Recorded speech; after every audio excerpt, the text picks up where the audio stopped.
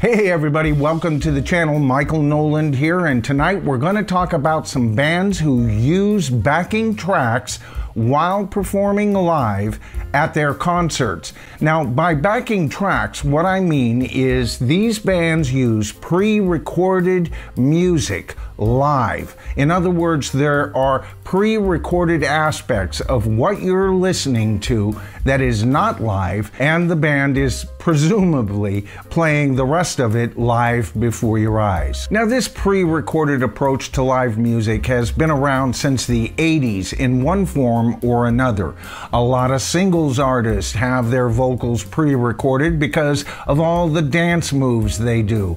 They couldn't possibly perform their live vocals, yet that's why most fans are there to see them. It's their records, not necessarily the videos that they do with those dance moves. I've never got that kind of entertainment myself, but I know there's a lot of fans out there that love it. You know what? That's almost a different animal to me. That's not really a live concert so much as a hybrid type of show, but with more concise music like rock and roll, where you have 3 to 5, 6, 7 members of a band performing the stuff that they've performed on their album live in front of you. You tend to believe the band is pretty much performing what you're hearing. Now, there's been some examples this past year of bands getting caught performing to a backing track. Paul Stanley stepped away from the mic real quick, and yet his vocals kept going. There's another act we'll talk about that very same thing happened tonight. And of course, with Mötley Crüe,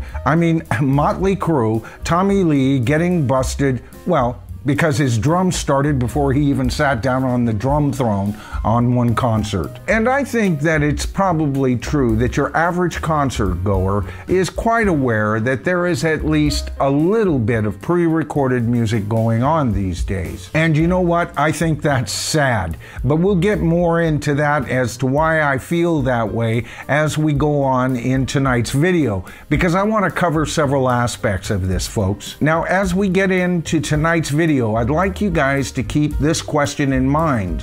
Where are you in regard to what you believe or expect from a live event concert when you put your hard-earned money on the line and purchase probably a ridiculous amount of money for your favorite artist? What are your expectations? And we're going to talk about the various aspects that this could include. Now, there are acts who have traditionally not used any backing tracks at all, except for maybe an occasional thunderclap or something like that that's on the album, and they'll have a bit of pre-recorded thunder going on so that it sounds a bit more like the album. Now, I don't have too many problems with that. That's obvious, because everybody knows in the audience that thunder didn't just arrive on their performance right when thunder happened on that record. So the audience is not fooled in any way. And I understand this enhancing the sound, and we're going to talk about enhancing the sound tonight, because you know what? That's one of the big reasons that artists who have admitted to doing this use in order to explain why they do use backing tracks. And we're going to talk about a couple of bands we've never talked about on this channel. Now, another form of backing track is when an artist uses looping devices, right? They'll sit down and they'll play a little rhythm track on the guitar and click on their looping device, only to have that repeat over while they add a bass part, and they click on that, and so forth as they build up the song or the piece, and they do this live. Yes, all of those are now backing tracks, but they're only seconds old, and we all saw them created live. I have no problem with that. But you know, beyond that, I start to have a bit of a problem with this whole approach, and I'll tell you why. I've never liked having guitar techs behind a band playing a second guitar piece.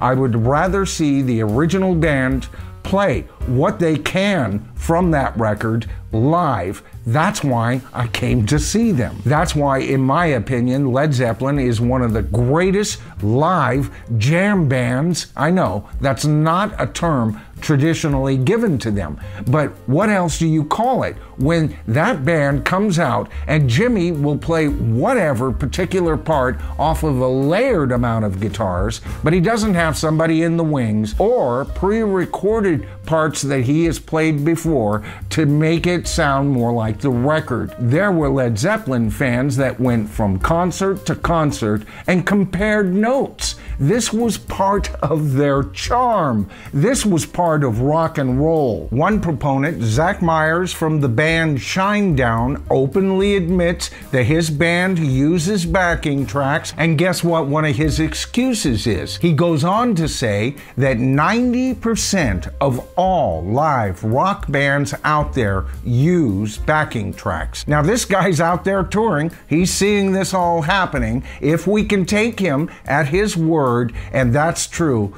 that's a sad state of affairs if you ask me. But then he goes on to say, you know, if our piece has a 25-piece orchestra, we're not going to bring out an orchestra, so we'll use a backing track on that. And then he kind of mumbles through and talks about how, well, and then there's keyboards, and you know, if there's this really cool shaker sound that will really enhance. This is a word we're going to hear time and time again. But kudos for the man for at least being honest and open about their approach. At least you know you're getting right up front what you're paying for. Nikki Sixx of Mötley Crüe has stated in the past that the band has used backing tracks since the late 80s. They have used sequencers, subtones, and Vox recordings, all of this stuff to enhance their sound. Mick Mars has said that they have used backing tracks even with vocals, and that he doesn't like it. He misses the days, you know, back in the 60s and 70s where bands were 3, 4, 5, 6 pieces and just played what they could. If they made a mistake, he said, so what? I agree with him wholeheartedly. That's part of the excitement, the unexpected, the liveness to it all. Blackie Lawless from the band Wasp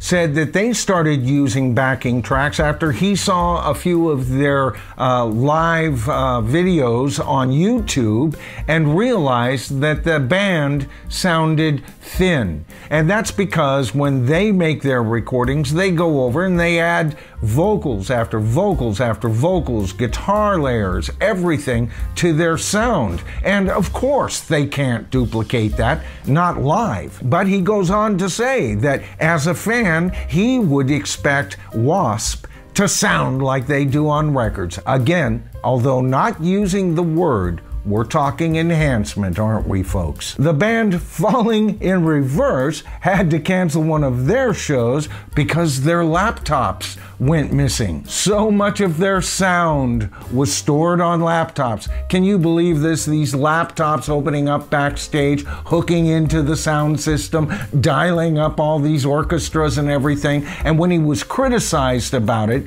Ronnie Radke, the key force behind that band, responded that everybody else who thought that this wasn't proper were a bunch of dinosaurs. You know what, Ronnie? That only makes you a one-trick mean tweeter in my book. Chris Jericho from the band Fozzy mumbled pretty much the same thing. It's all there to enhance the sound. But his background is a WWE wrestler, so if there was any band that would know real, sorry about this, Hulk Hogan, it would be Fozzy. The Finnish-American band Santa Cruz got into a bit of trouble when their vocalist Archie walked away from the microphone and vocals kept going on. When confronted with this, he gave some lame-ass excuse about, oh, we add a few basic trackings, and then got real intense and told everybody to shut up because they didn't know what the F they're talking about? Well, I know what I'm talking about,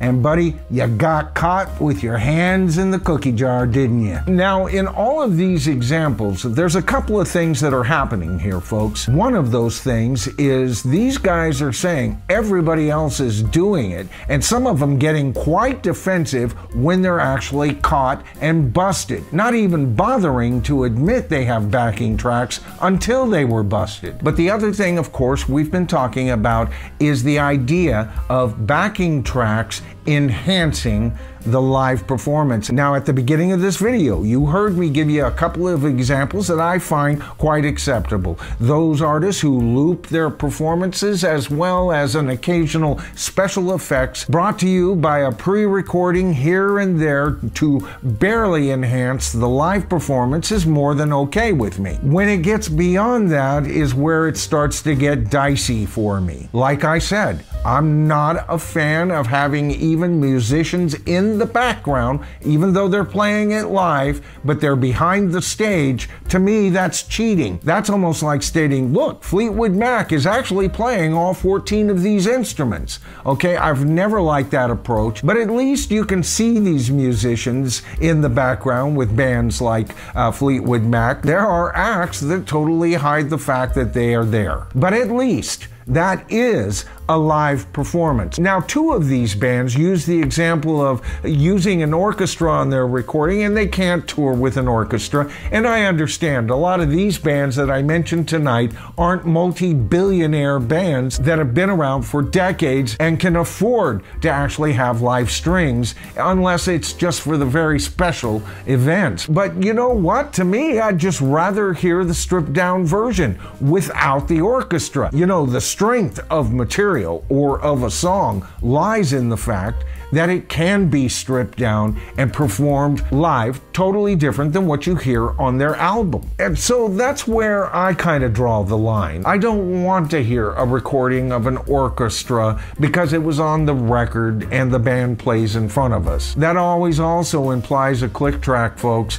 You know what? They're going to have to key up to that orchestra, because especially if that orchestra comes in on the second portion of the song. My point is, the audience knows less and less about what they're paying more and more for. Add all of what we've talked about tonight to the fact that we have increased ticket prices, bands that are touring that aren't even the bands they were before, and, well, less art coming from them. So it's all been tied into a lot of videos that I've made recently, but we haven't really spent a whole lot of time just on this one subject. So what do you guys think? Are you fine with pre-recorded music as long as the band is there? And if so, why? Tell me why that's still a live event for you. And are you clearly aware of what's being played in front of you and what's being played back in front of you? All right, guys, if you enjoyed tonight's video, please consider giving it a thumbs up. That helps the YouTube algorithm better identify the channel, and the channel grows as a result. Now, if you haven't had a chance to subscribe to the channel as of yet, it is so easy. All you have to do is hit that subscribe to the tribe button, then hit that top bell icon, and you'll be notified of all my future videos covering classic rock's greatest bands and artists, as well as some of the shenanigans going on in today's music. Until I can get those uploaded, why not watch one of these? I'm Michael Noland, this is The Bottom Line, and we are The Tribe. And I'll see you in my next video.